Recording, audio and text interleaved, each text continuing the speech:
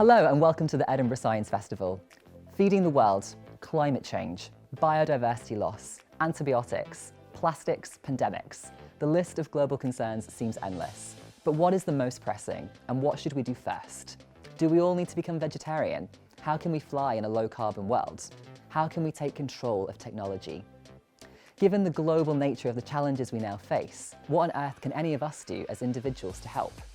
Today, sustainability expert Mike Berners-Lee will take you through his number crunching and plotted course of action that is full of hope, practical and enjoyable. This is the big picture perspective on the most urgent environmental and economic challenges of our day.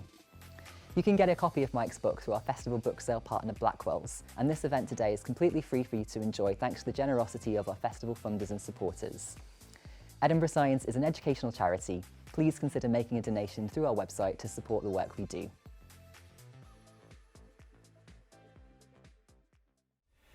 Well, hello, I'm Mike Berners-Lee. I'm the author of this book, There Is No Planet B, the updated version of which came out in January.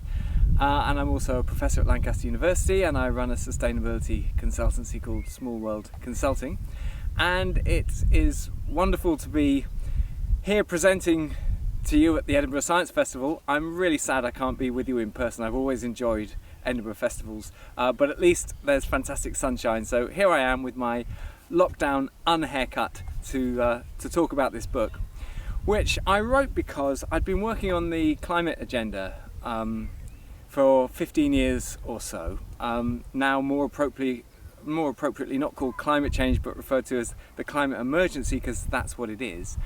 And the harder you think about that challenge, the more inescapable it becomes, that you have to treat it as part of a much wider problem, much wider challenge that's going on for humanity.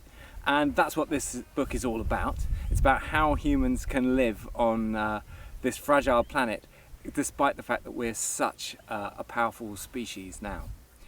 So what is that big thing that this book's about? Well, it's really about the way that humans have risen in their power. We've been getting more powerful every year, more or less, for millennia. But one way of looking at it is that if you look at just our energy supply, that's been going up by about 2.4% per year for averaged over the last 50 years, which is a factor of 10 every century. And as we've been getting more powerful over the centuries, we've been bringing all sorts of great things into our lives through our use of new wonderful technologies, without some of which I'd be dead several times over already, so I'm very grateful for all of that. But it's also true to say that as we increase our energy supply and we become more powerful, we influence the planet that we're living on ever more through a mixture of accident and design. And for centuries that didn't matter that we were becoming more powerful, because the planet could still be regarded as a big, robust playground of a place for us to do whatever we felt like in. But eventually that balance changed and we became the most powerful thing affecting the whole planet. And some people use a big word for it, they call it the Anthropocene. And we've arrived in this Anthropocene really recently. To give an idea of how recently, 100 years ago we couldn't smash up the whole planet, even if we tried, and we did try quite hard. 50 years ago we got to the point at which we could, if we really did something very stupid, smash up the whole planet. Now we're at a point where we don't have to be particularly stupid, we just have to be not careful enough. And that's what's happening. We are, at high speed, smashing the place up. So here in the Anthropocene, we need to radically rethink the way that humans operate. It's a brand new context for our species.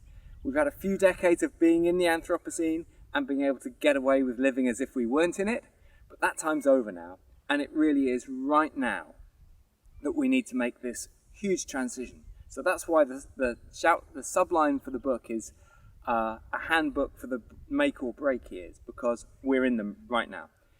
And here in the Anthropocene, it's not just a question of dealing with climate change and then turning our attention to other pollutants and then turning our attention to biodiversity. Actually, the whole thing is so joined up that you have to deal with everything at once. A whole range of physical challenges, and behind those, even more interesting and challenging again, all the things about how humans live, our economics, our politics, the way we run society, our culture, all these aspects of human life that have been honed in a context prior to the Anthropocene, and now we have to urgently ask the question, which bits are still fit for purpose and which bits do we urgently need to change? So that's what this book is about. It's a quick tour of everything from, all the kind of physical and scientific challenges that we face and their potential technical solutions, which luckily are more or less there for the taking. But then the second half of the book is, well, what would it take for us to be solving those technically solvable challenges?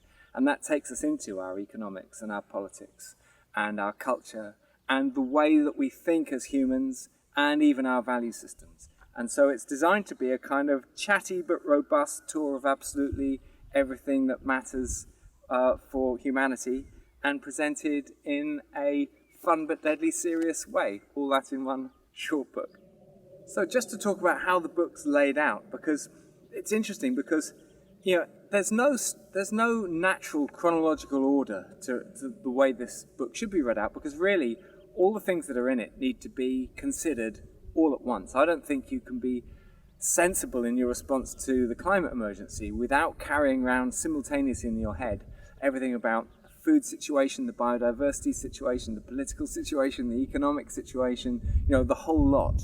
So there's no natural item to put first.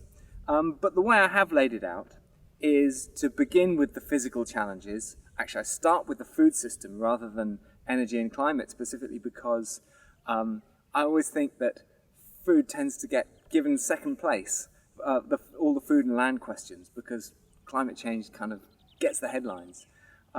Unfairly in a way, because our biodiversity crisis is just as scary as the climate stuff. And then it moves into things about, more specifically about climate and energy. And there's a whole chapter on the transport system.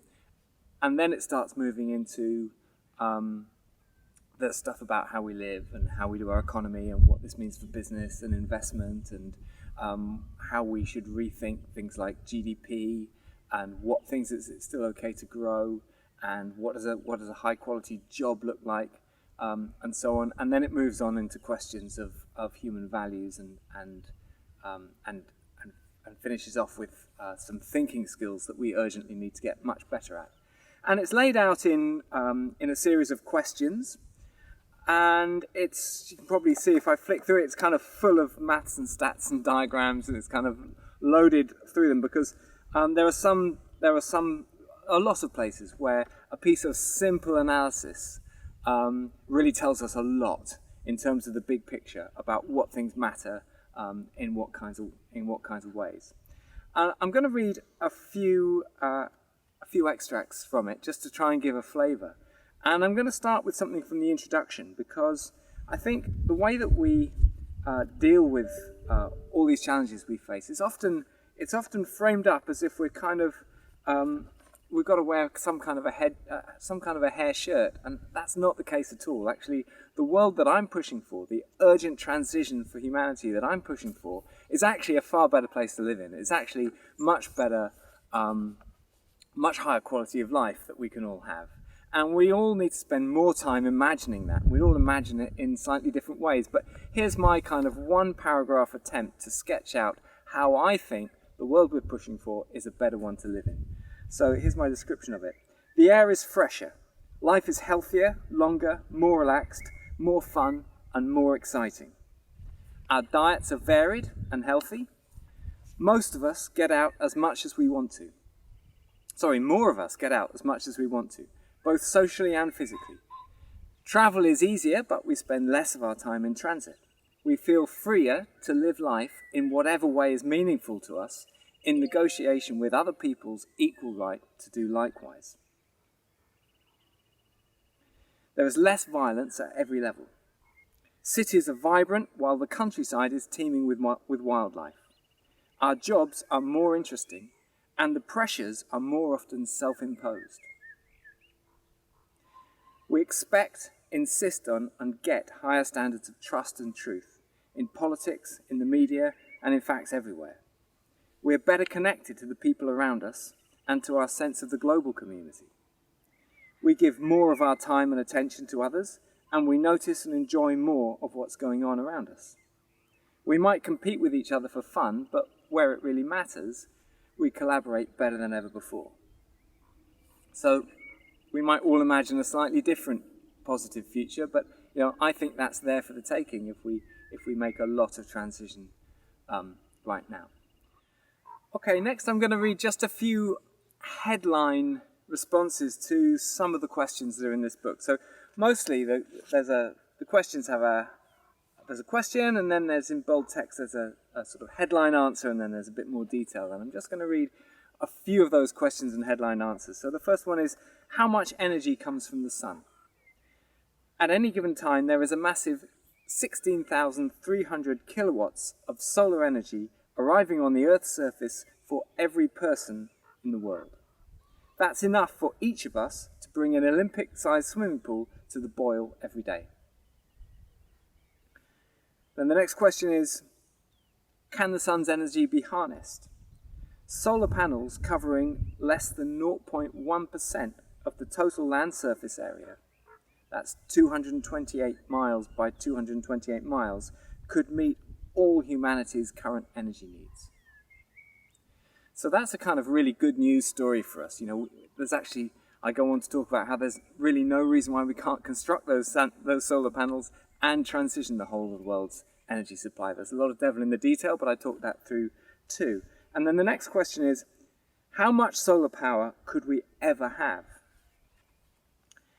If the 2.4% energy growth continues, in 300 years, we will need solar panels to cover every inch of the landmass, leaving no spare land for plants or animals, no sunbathing, and lab food only.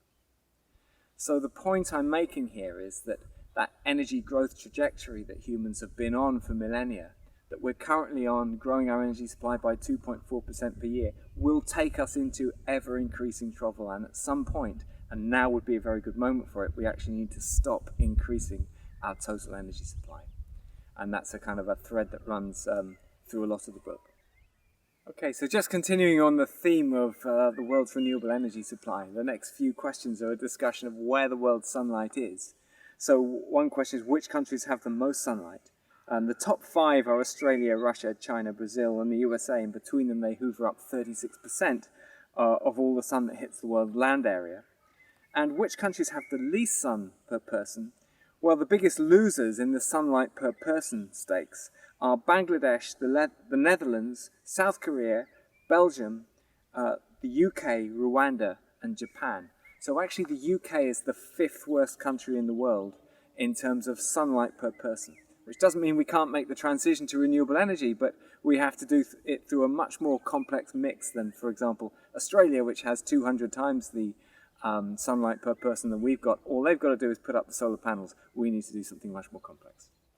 So this question is, when might we emigrate to another planet? Humanity's entire energy supply would only be enough to send just a small manned spacecraft per year on an intergalactic journey. It could be tempting to hope that if we could move to a planet B, the need for one planet living might only be temporary. It might mean that we could get away with hanging on to the expansionist mindset that has allowed our predecessors to move into almost every corner of the Earth.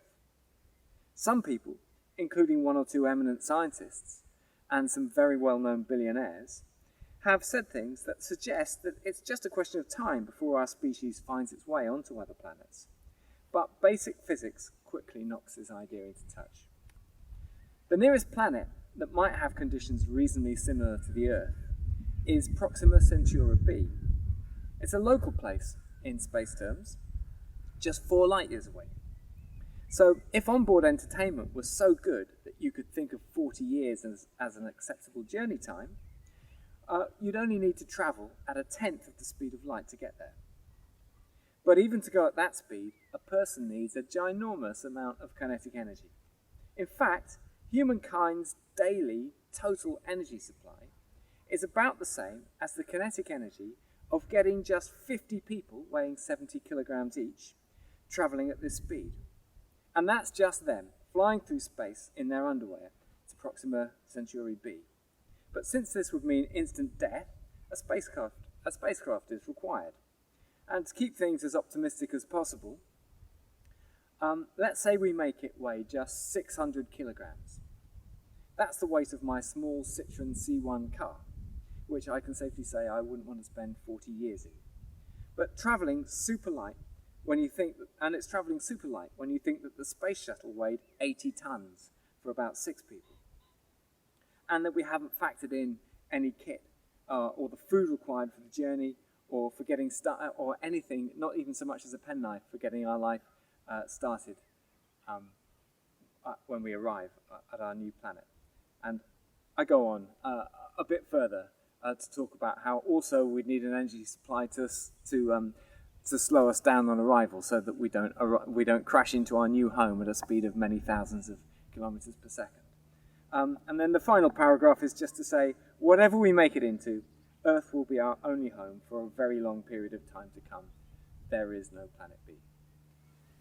Okay, well, I'll have to move on through quite a few pages in the book because I can't cover everything. There's a whole section on travel and transport and what do we do about flying and cars and so on that I'm going to have to miss out completely. But I'm going to move on into some of the social stuff that we need to re-engineer and get into the question of wealth distribution, because it's so, I think when you look hard at the climate emergency, it becomes so inescapable that we actually need to deal with this as part of the solution to climate and biodiversity and all the other environmental challenge. So why might wealth distribution matter more than ever? Because the people and countries that feel disgruntled won't want to participate in the global agreements that are required to solve the 21st century's biggest global challenges. Digging through the climate emergency agenda has taken us to the inescapable conclusion that the world needs to leave all but a small amount of the fossil fuel in the ground. Once that has been grasped, it doesn't take long to realise that this will mean that the remaining fuel will need to be shared out somehow. And the same goes for all the renewable energy sources as well, even though, as we've seen, some countries have 200 times more sunlight per person than others.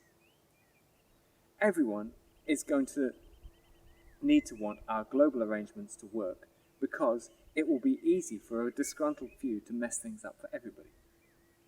This means we are going to need to be fair. This will require a level of trust and goodwill far above those that we currently see within and between the nations of the world. There is simply no getting around it. We are all going to have to learn to treat everybody else with enough respect so that this kind of cooperation becomes possible. Too much inequality surely makes that impossible. Next question is, how is the world's wealth currently distributed? America has 138 times more wealth per person than Africa. Almost half the world's wealth rests with 1% of the world's population, while the poorest 70% own just 2.7% of the wealth. And I'm going to skip on a little bit, but I talk about that wealth distribution a little bit. And if we were in person, as I wish we were, I'd show a slide with the faces of the 10 wealthiest people in the world. And I'd be saying this is clear proof that there comes a point at which wealth and well-being get disconnected from each other. Because if that wasn't the case, those 10 faces would just be in a delirium of ecstasy. And actually, they're no happier than you or I. So it's kind of a pointless waste of wealth, because so many people in the world suffer for their lack of wealth. But one of the questions in the book is, why are most Americans so much poorer than most Italians? And this is one of the really striking things that I found when I got into this. We think of America as a really rich country. Actually, most people in America are poorer than most people in Italy, in Spain, definitely in the UK, in all kinds of countries that we think of as less well off. And that's because in America the wealth is funneled in, so much of the wealth is funneled into so few hands, actually wasted among so few people. And if you look at the UK, we have the same issue, but just not to quite as extreme an extent. So there's quite a lot about the distribution of wealth in this book, and looking at the way that wealth could be distributed, like the way that energy is distributed in the way that in atoms in a gas. And there's a whole discussion on that, which I can't get into now, but I hope you'll be interested to take a look at the book and see what's in it.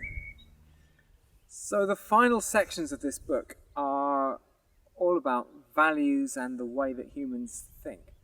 And in many ways, that's the crunch point of the book. And it's amazing how many technical scientists and other experts I talk to who kind of at the end of a long cup of coffee would say to me as I was researching this book, you know what? Maybe it all boils down to the values that humans have got. Maybe there are certain values that will allow us to thrive, and without which, well, we've had it whatever we do. And the good news is that it turns out there's plenty of evidence that humans are capable of cultivating certain values through our deliberate effort. So I just want to write about the introduction.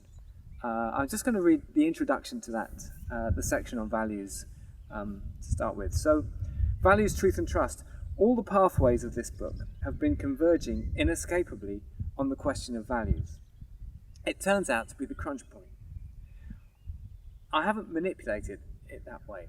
In fact, if I could have avoided a values discussion, the book would have been a lot simpler to write. I'm conscious of being no more an ethics professor than I am an economist.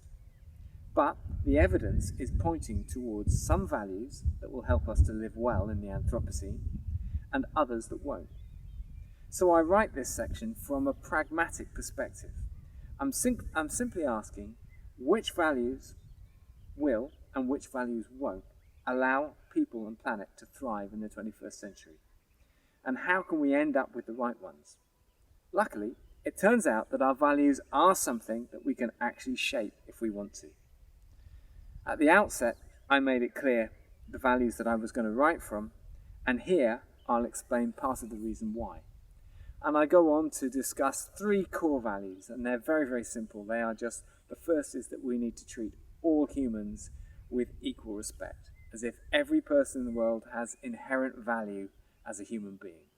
And that sounds, to some people, almost too obvious to be worth mentioning, but if you actually look at what the implications of that would be within countries and between countries, they're just enormous. Then the second value is to extend that respect to all the other species, plant and animal, so that we treat them not just as servants of humanity, but with a respect in their own right. And then the third value, and I talk a lot about this, and I think it's so relevant for all of us today, the third value is truth, because the issues that we're facing here are really, really complex, and we need the clearest view of what is going on if we're going to stand a chance of managing it in a vaguely appropriate way. And yet, because of that complexity, it's becoming easier than ever to confuse, for anyone who wants to confuse the situation. And so we're seeing all this kind of post-truth stuff going on at the moment, and we absolutely need to rein back on that. And we need to create a culture in which truth for its own sake is valued and insisted upon, no matter how convenient or inconvenient.